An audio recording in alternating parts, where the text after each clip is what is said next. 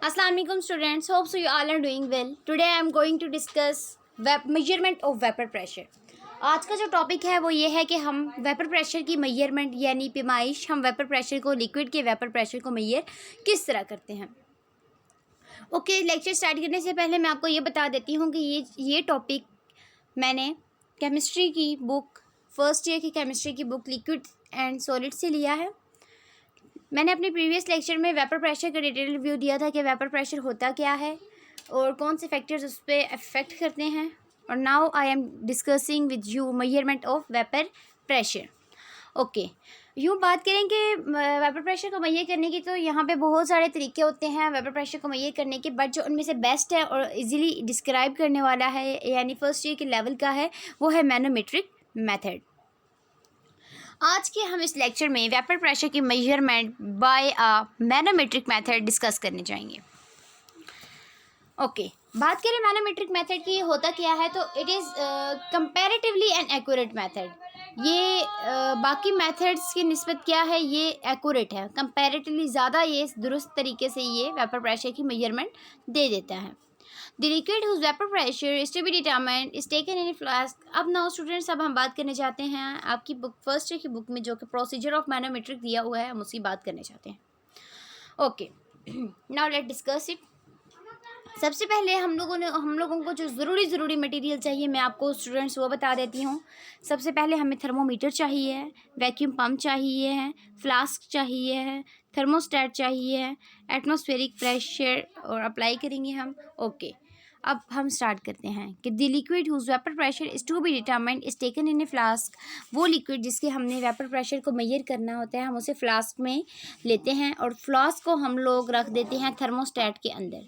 Thermostat को हम water से फिल कर देते हैं। One end of the tube from the flask is connected to a manometer and the other is connected to a vacuum pump। फिर जो एक एंड ट्यूब और फ्लास्क की जो एक अंदर ट्यूब एंड होती है ट्यूब की वो क्या कनेक्ट हुई हुई होती है मैनोमीटर से, और जो दूसरी एंड होती है ट्यूब की वो कनेक्ट हुई हुई होती है वैक्यूम पंप की। ये आप देख रहे हैं कि ये वाली जो एंड है ये कनेक्ट है वैक्यूम पंप से और यहाँ पे जो एंड है वो कनेक्टेड है मैनोमीटर से। फिर क्या होता है कि the liquid is frozen with the help of freezing mixture and the space above the liquid is evacuated. और फिर जो हम लोगों ने लिया हुआ होता है थर्मोस्टेट में वाटर, उसे फ्रोज इसे जमाया जाता है with the help of ice cubes ले लिए जाते हैं या तो फ्रीजिंग वाटर या फ्रीजिंग मिक्सचर ले लिया जाता है।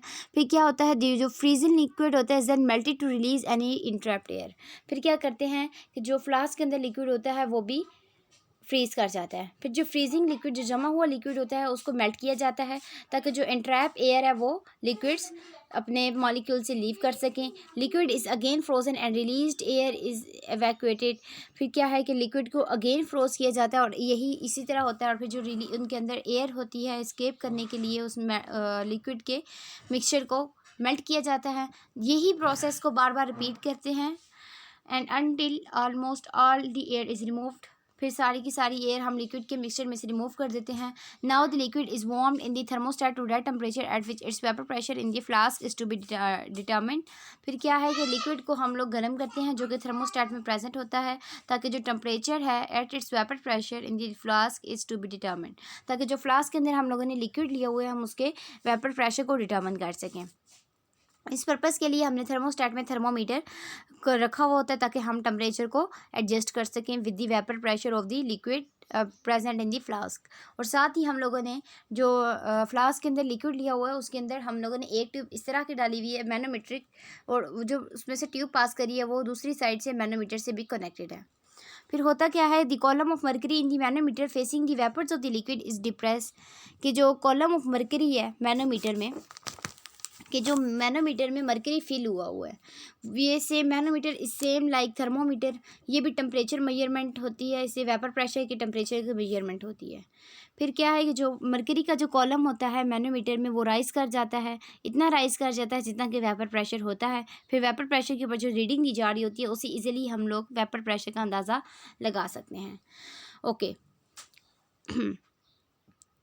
Actually, the pressure on the surface of the liquid in the flask is equal to the sum of the atmospheric pressure and the vapor pressure of the liquid. फिर हम बात करते हैं कि कितना प्रेशर किसी भी surface of liquid पे अप्लाई हो रहा होता है, तो वो क्या होता है, sum of the atmospheric pressure and the vapor pressure of the liquid. For this reason, the column of manometer facing the liquid is more depressed than the one facing the atmosphere and is given by the following equation: P equals to PA plus delta H. अब P की बात करें तो P क्या है, vapour pressure of the liquid. P A की बात करें तो ये है atmospheric pressure of the liquid.